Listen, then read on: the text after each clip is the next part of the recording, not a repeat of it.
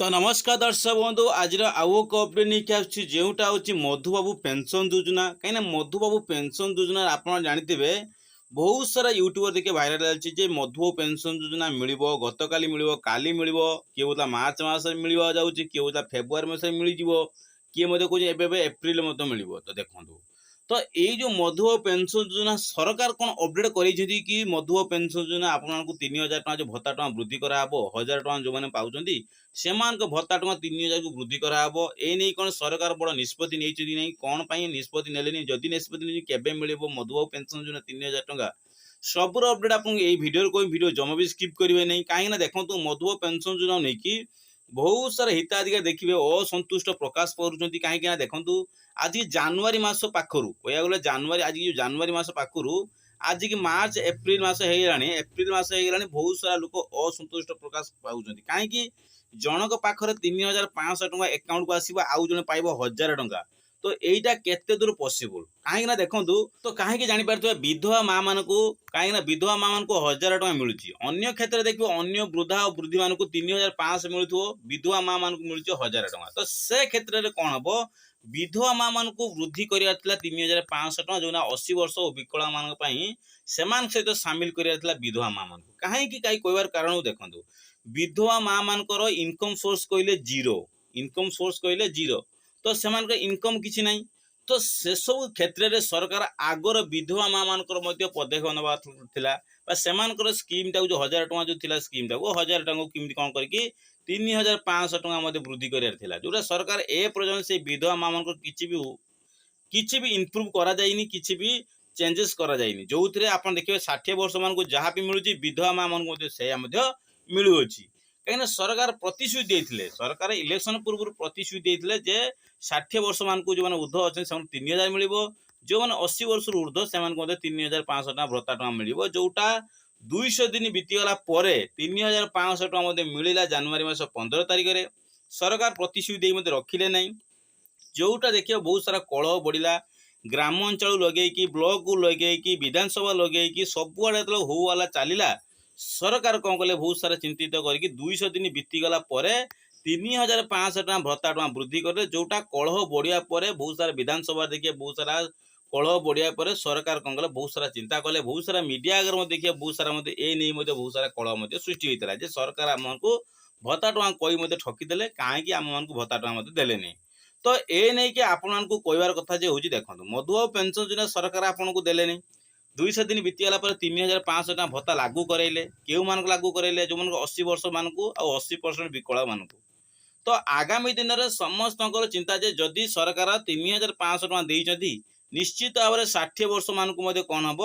3000 टका भत्ता लागू करेबे तो ये नहीं कि समस्त असंतुष्ट प्रकाश पाँच समस्ते कहते जो मैंने हिताधिकारी अच्छा मधुबाबू पेंशन योजना अच्छा विधवा माँ मैंने अच्छा समस्त दाबी सरकार सरकार जो दाबी कही सेटा दाबी पूरण करूँ समस्त को 3000 टका भत्ता टका प्रदान करूँ तो ये नहीं कि कौन सतरे सरकार कौन 3000 टका भत्ता टका लागू करेबे कि ना यहाँ आपको ये भिडियो कहमी कहीं देखूँ आज जनवरी मास 15 गला फेब्रुआरी मास 15 हो गला मार्च मास 15 हो गला आपण एप्रिल मास आसी 15 हवा बसिलानी किंतु ए पर्यंत कौन शुणाणी हो पाइला नहीं 3500 टका तो अलरेडी पाँच कि एमाने पाऊना ए पर्यटन किसी शुणाणी हो पाइलानी जे भत्ता टका वृद्धि हम कि ना तो ये नहीं कि आपको कौन अपडेट सतरे कौन मधुबाबू पेंशन योजना आगामी दिन मिल कि ना सबूर अपडेट आपको यही वीडियो कह वीडियो जमा भी स्किप करेंगे नहीं जदि चैनल को नुआ कर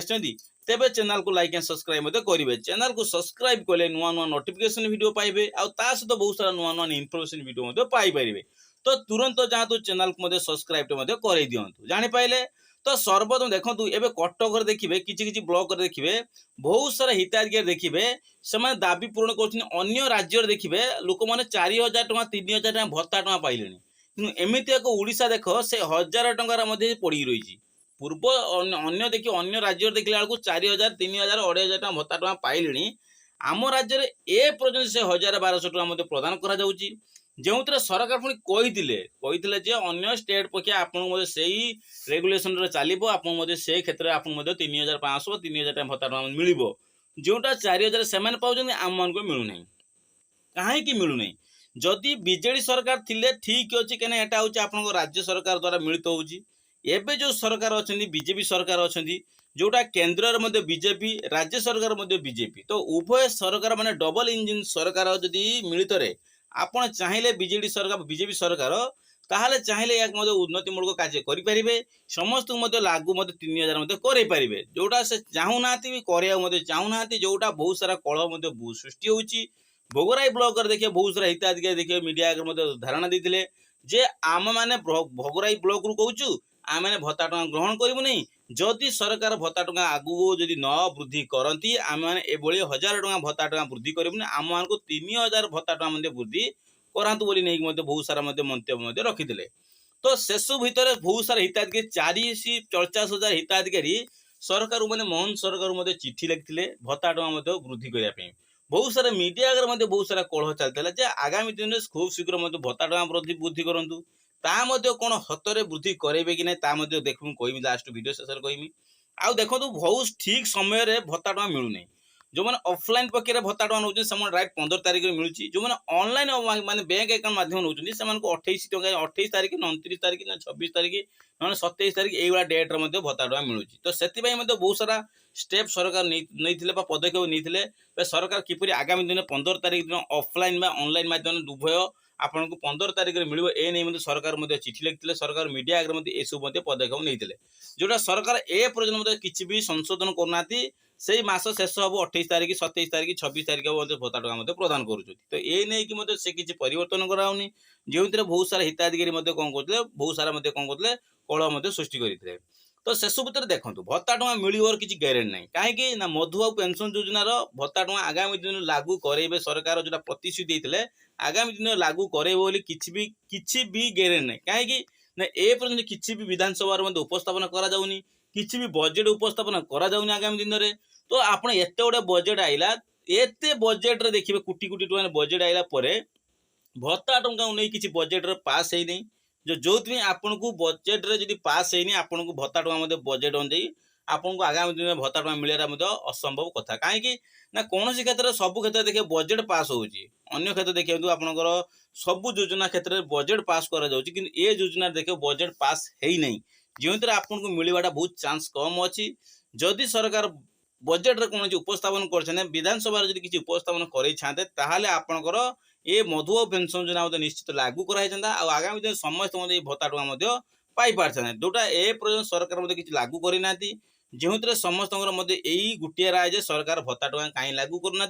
आगामी दिन में लागू करूँ जोटा एप्रिल मास हो मे मास 15 तारिख सुधा यही भत्ता टଙ୍କା लागू करूँ समस्त गोटे दाबी जो कौन भी मतरे सरकार लागू करू ना जोटा खूब शीघ्र लागू करूँ सब ओडिशावासी मान गोटे राय।